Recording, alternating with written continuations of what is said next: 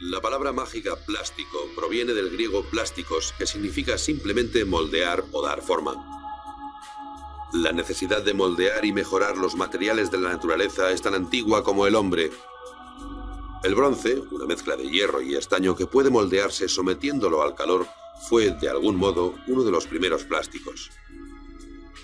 Pero fue la revolución industrial del siglo XIX la que estimuló la creación de plásticos y creó una enorme demanda de materiales que pudieran manipularse y moldearse fácilmente.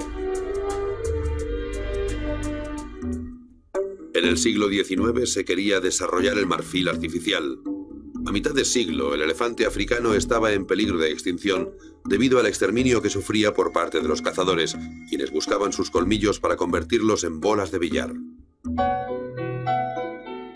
Alexander Parkes, un inventor inglés, descubrió un tipo de plástico parecido al marfil, al que llamó parkesina, y que ganó una medalla de bronce en la Exposición Universal de Londres de 1862. Parkes descubrió que la celulosa, las fibras vegetales de la madera y el algodón, mezcladas con ácido nítrico y un agente solvente o disolvente, se endurecían y al calentarse formaban un material ligero, fuerte y moldeable. Este medallón tan hábilmente trabajado está hecho de parkesina, al igual que este bastón tallado y estas molduras decorativas.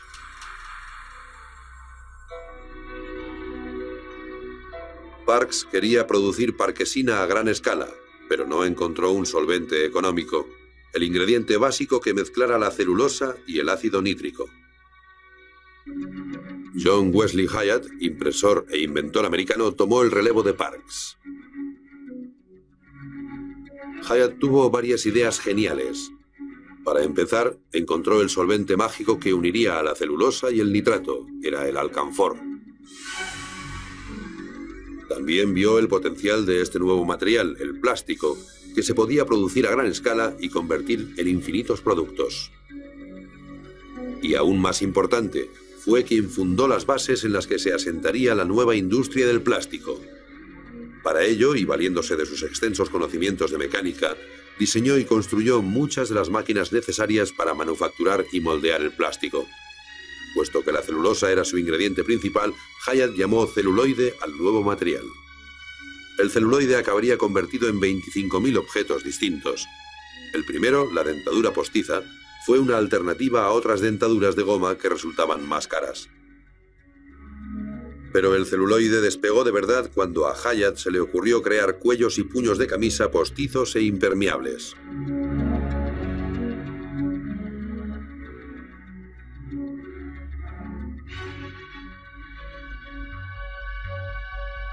Los cuellos y los puños tuvieron tanto éxito que amenazaron a la industria china de la lavandería, en Estados Unidos, como sugieren alegremente los anuncios de celuloide que aprovecharon el sentimiento antioriental que afectó a este país en el siglo XIX. Otro producto importante hecho de celuloide, el corsé, se fabricaba con ballenas de celuloide que se vendían como inoxidables y resistentes al sudor. Por encima de todo, el celuloide se conocía como el gran imitador, el primer material creado por el hombre que podía copiar materiales naturales considerados de lujo como el marfil, las conchas de tortuga o el hueso. Las imitaciones de Hyatt eran extraordinarias.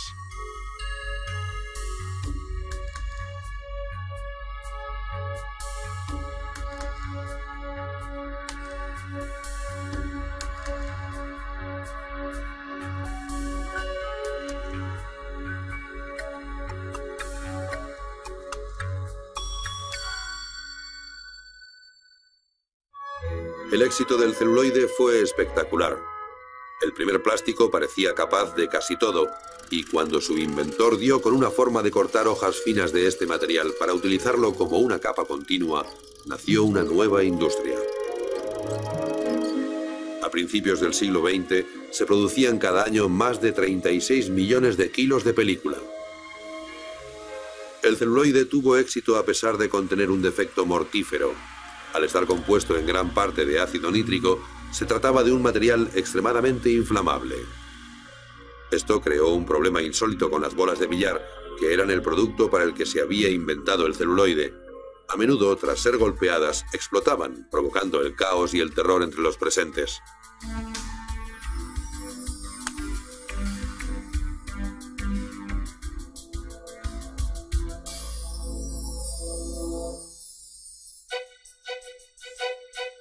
En 1872, el químico alemán Adolf von Baeyer mezcló fenol y formaldehído. Los puso en el tubo de ensayo y al cabo de poco se desbordaron en una llama gaseosa.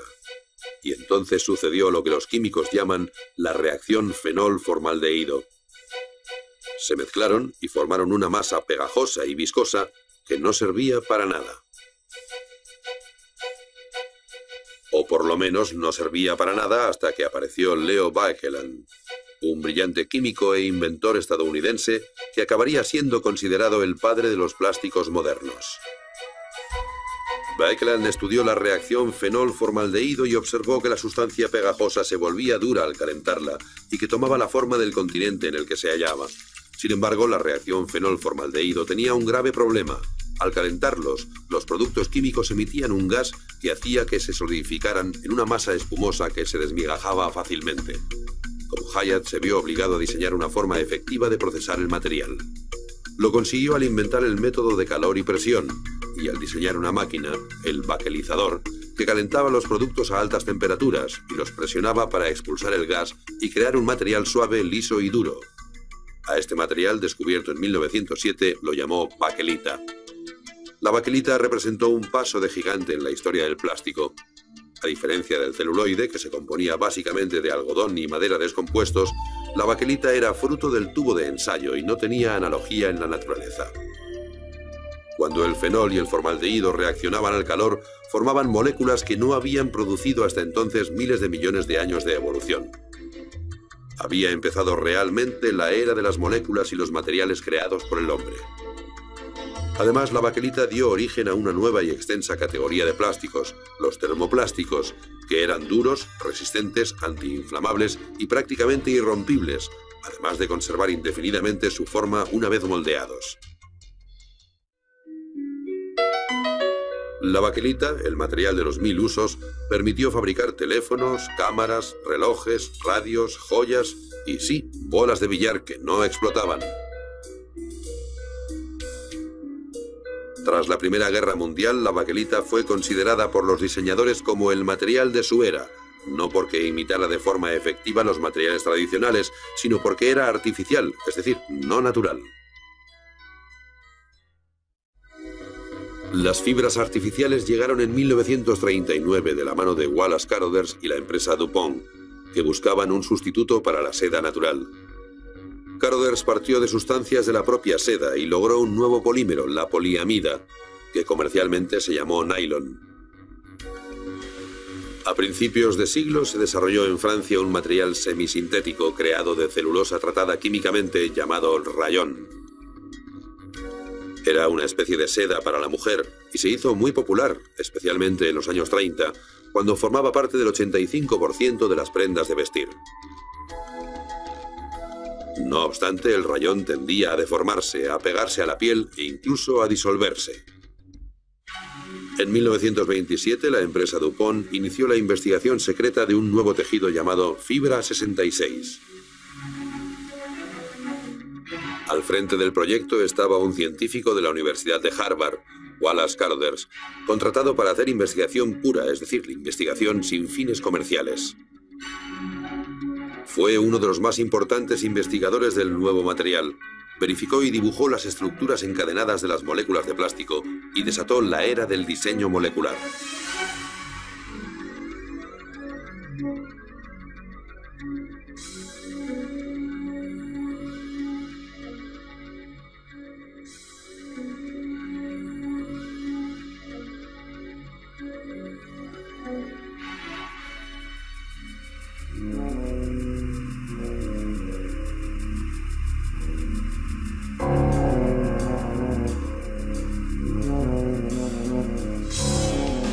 El nylon tenía este aspecto cuando Carothers lo sacó por primera vez del cóctel químico. El material era extraordinariamente flexible y sorprendentemente fuerte, ideal para un amplio abanico de aplicaciones. La primera fue como sustituto de las cerdas animales que llevaban los cepillos de dientes de la época.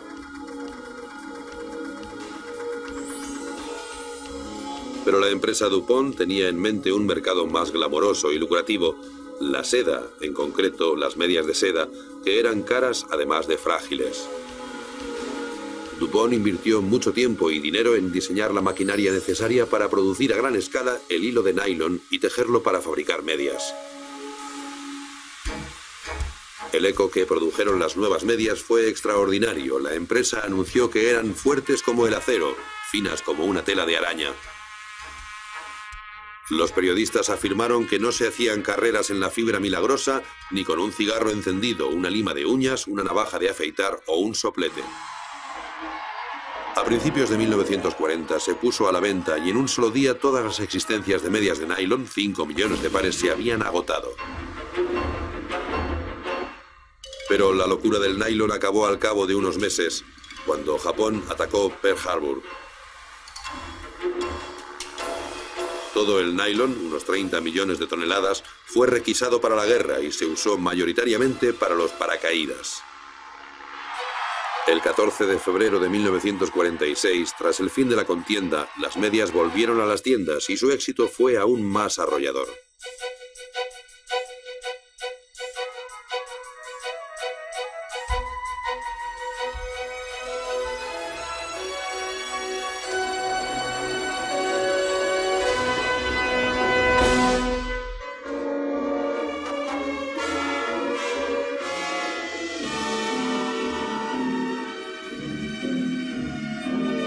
Fue durante la Segunda Guerra Mundial cuando el plástico, con toda su magia y versatilidad, se puso a prueba.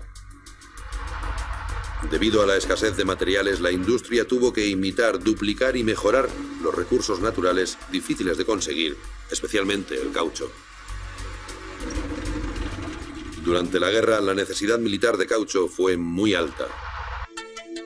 Wallace Carothers, que desarrolló el nylon, sentó las bases para la industria del caucho artificial en 1930, al desarrollar el neopreno. Al contrario que el caucho natural, que tarda 7 años en formarse, el caucho sintético podía polimerizarse en horas. Siguiendo órdenes del Ministerio de Defensa, se lanzó una industria del caucho sintético de miles de millones de dólares de la noche a la mañana. En 1944, 50 plantas producían 800.000 toneladas de caucho artificial al año, el doble de la producción de caucho natural antes de la guerra. Estas reservas tan amplias supusieron una ventaja enorme para Estados Unidos y sus aliados cuando la guerra se convirtió en una guerra de suministros.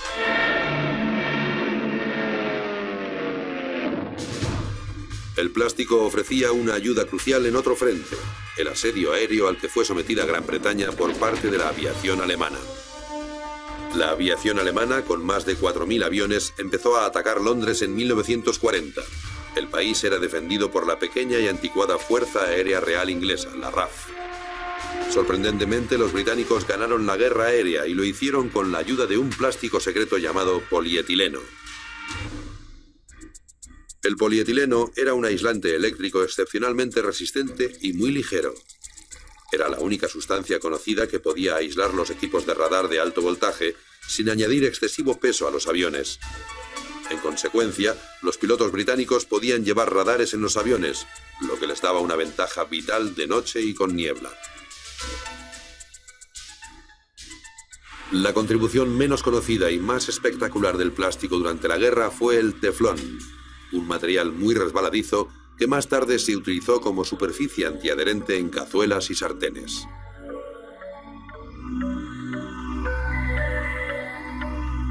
Los químicos de la empresa DuPont descubrieron esta resina en 1938 en el fondo de un cilindro que a primera vista parecía vacío.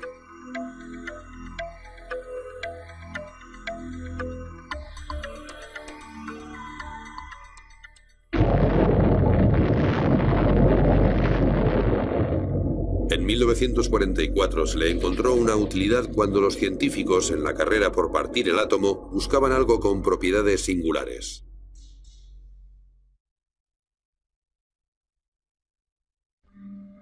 El diseño molecular de los productos químicos no fue más que el primer paso en el desarrollo de nuevos plásticos.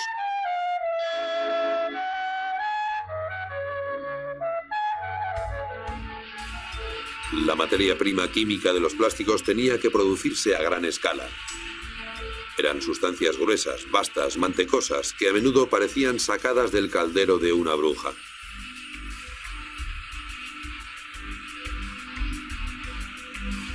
Estas gotas de pulpa sintética se comprimirían en hojas, bolitas,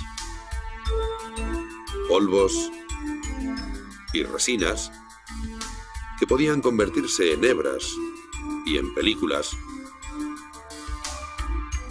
y que podían fusionarse con gas, además de moldearse para crear innumerables productos.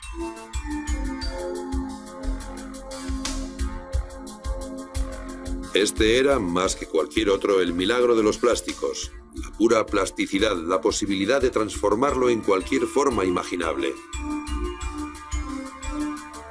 Esos momentos iniciales expresan la forma informe del plástico, su capacidad de ser nada y serlo todo al mismo tiempo. Esa capacidad se demostró una y otra vez, finalizada la Segunda Guerra Mundial, con la fabricación de miles de productos.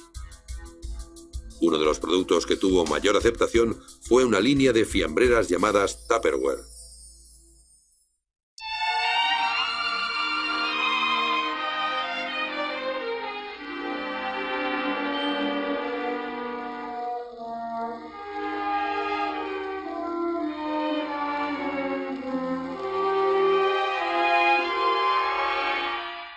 A finales de los años 40, el mañana maravilloso del plexiglas y otros plásticos había llegado. Tras prepararse para la guerra, la industria del plástico atacaba literalmente el frente doméstico. El Tupperware, por supuesto, se convirtió en algo básico en todos los hogares.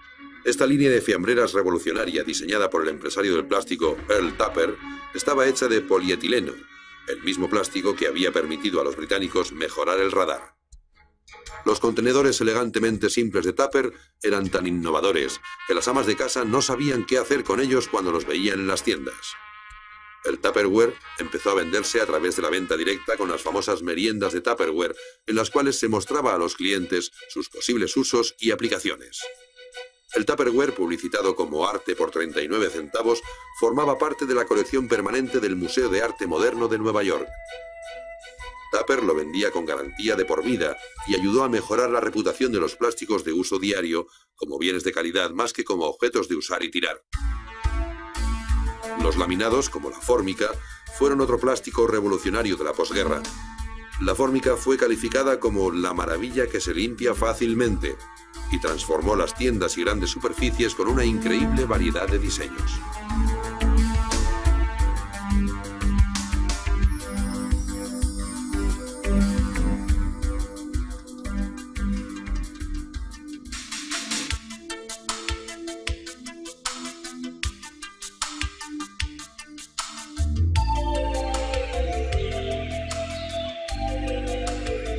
A mediados de los años 50, el plástico estaba tan extendido que sin él, multitud de objetos de uso diario no existirían. El mundo se estaba rehaciendo, plastificando, trocito a trocito. Un renacimiento material único del siglo XX. Una técnica de producción revolucionaria llamada moldeado por inyección incrementó todavía más la avalancha de productos derivados del plástico.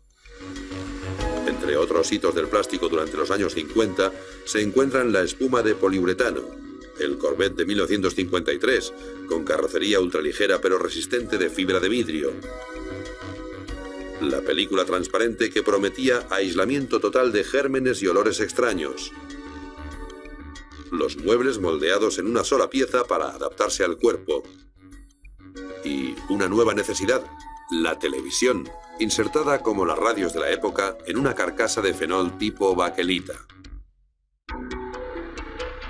En los años 50 el plástico lo prometía todo, incluso prometía protegernos de la lluvia radioactiva, como sugiere este traje antirradiación, fabricado con el caucho sintético más avanzado.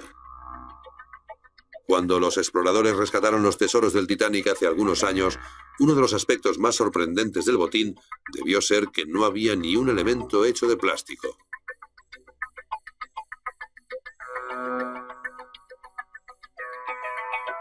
En 1964, de los 44 objetos que Westinghouse puso en su cápsula del tiempo para la Exposición Universal y que debían representar la vida moderna eran de plástico, y el número iba en aumento.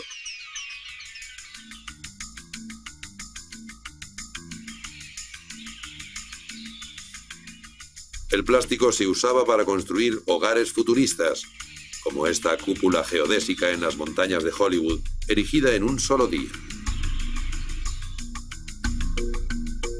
El Dacron y otras fibras antiarrugas dispararon la revolución de la ropa que no necesita plancharse.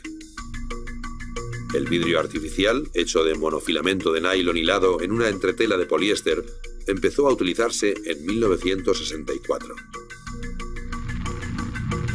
Los plásticos resistentes al calor de la era del espacio ayudaron a poner a satélites y astronautas en órbita.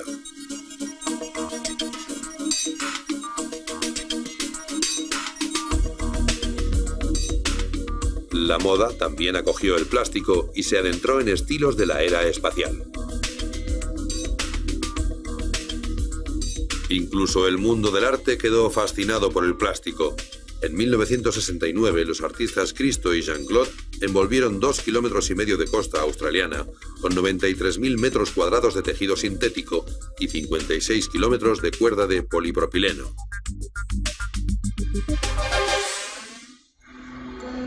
Pero la imagen pública del plástico cambió drásticamente durante la revolución juvenil de los años 60. Tras décadas de aceptarlo sin cuestionarlo, el plástico fue objeto de controversia y criticado.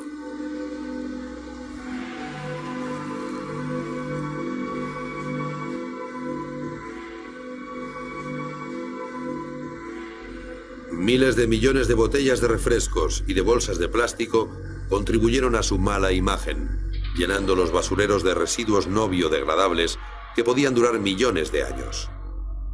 La presunta relación con el cáncer de algunos plásticos, como el PVC, que se usan en multitud de objetos, desde las tuberías hasta los cubiertos, le asestaron a su imagen otro duro golpe, y las emanaciones tóxicas que se producen al quemar el plástico supusieron otro obstáculo. Uno de los problemas ecológicos derivado del uso de plásticos afecta a las focas, ya que se estima que alrededor de 40.000 quedan estranguladas en redes y tiras de plástico cada año. Al recibir tantas críticas, la industria del plástico se defendió argumentando que el plástico es bueno para el medio ambiente porque precisa mucha menos energía para producirse que los materiales que sustituye. A la vez, los fabricantes de plástico lanzaron una gran campaña educativa sobre reciclaje. A finales de los años 90 se reciclaban más de 30.000 contenedores de plásticos rígidos. Cada año la empresa Willman Company salva más de 3.000 millones de botellas del basurero y ayuda a convertir la basura en ropa de calle y de deporte de última moda. Los fabricantes de plástico también han desarrollado plásticos verdes, polímeros producidos de maíz y otros cultivos que se biodegradan como la piel de un plátano. Desgraciadamente, los plásticos verdes no son todavía lo bastante baratos o resistentes como para usarlos en la mayoría de productos de plástico. Y el reciclaje es limitado, ya que muchos plásticos se degradan cada vez que se los recicla y finalmente acaban en el basurero. A pesar de estos problemas, los plásticos siguen evolucionando. El Lexan, lanzado al mercado comercial durante los años 70 por la empresa General Electric, es prácticamente irrompible. El Kevlar, desarrollado por la empresa DuPont, era tan fuerte que su fabricante tuvo que negar los rumores de que provenía de otro planeta. El plástico se usaba para hacer de todo, desde el primer avión propulsado por el hombre hasta el coche que no se abolla, pasando por el hielo artificial. Y en el campo de la medicina, el plástico hizo posible darle al hombre un corazón artificial. El plástico ha tenido un papel vital en la medicina desde los años 40, especialmente en el área de las prótesis y los trasplantes de órganos. El cuerpo humano prefiere los trasplantes desarrollados con materiales plásticos a los humanos, los cuales tiende a rechazar. El rechazo es un proceso en el que el material biológico de un órgano trasplantado, por ejemplo, es atacado por anticuerpos y por glóbulos blancos que destruyen ese material. El último corazón del Dr. Jarvik, el Jarvik 2000, es una bomba en miniatura que se introduce en el corazón natural del paciente y está hecha de titanio, dacron, poliuretano, silicona y otros plásticos. El plástico, por supuesto, ha perdido parte de su encanto y de la promesa inicial, según la cual los materiales futuristas podrían resolver cualquier problema y cubrir cualquier necesidad. Y sin embargo, el plástico representa una gran ruptura con el pasado, una nueva era en la que los humanos pueden manipular y diseñar moléculas, crear nuevos materiales y, en un sentido muy real, reinventar la naturaleza.